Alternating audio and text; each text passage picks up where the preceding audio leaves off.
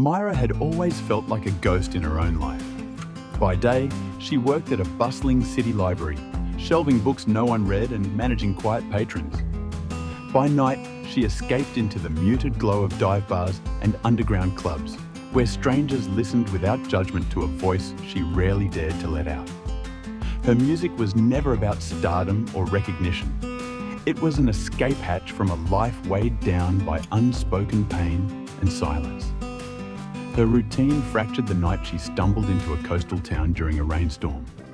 The world here was different, wind whipping off the cliffs and the salty bite of ocean spray pushing away the city's grey walls from her mind. She took shelter in an aging lighthouse cafe, its interior as weathered as the neighbours who gathered there every night.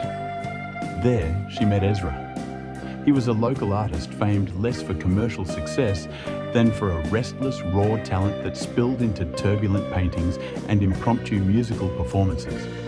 His hands were stained with paint, and his eyes carried the weight of someone who had carried too many losses but refused to be broken.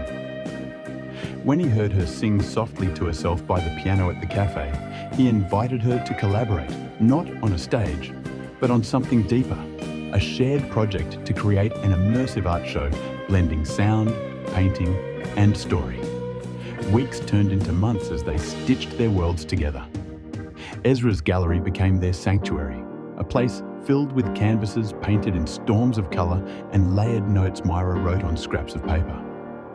They chased inspiration from ocean cliffs at dawn, through rusted piers and along moonlit streets. Their connection was neither perfect nor free from conflict. Ezra's temper flared with frustration at creative blocks, and Myra's guarded heart sometimes shut down, afraid to reveal too much. They wrestled with their own pasts. Ezra haunted by a brother lost to addiction, Myra tethered by family expectations that music wasn't a real dream. Yet, what grew between them was raw, untamed, and urgent. A yearning not for fame, but for meaning and belonging. Just as their project began to draw attention from local arts circles and critics, something fractured between them. Ezra, afraid of success and exposure, began withdrawing into isolation. Myra tried to reach through the silence, but he was slipping into shadows deeper than she could follow. One night, she found him atop the jagged cliffs where the lighthouse stood, their sanctuary now silent except for crashing waves below. He confessed his fear of failing again, of losing everything in light's glare. The tension between them broke in tears and trembling whispers. Myra did not try to pull him back all at once.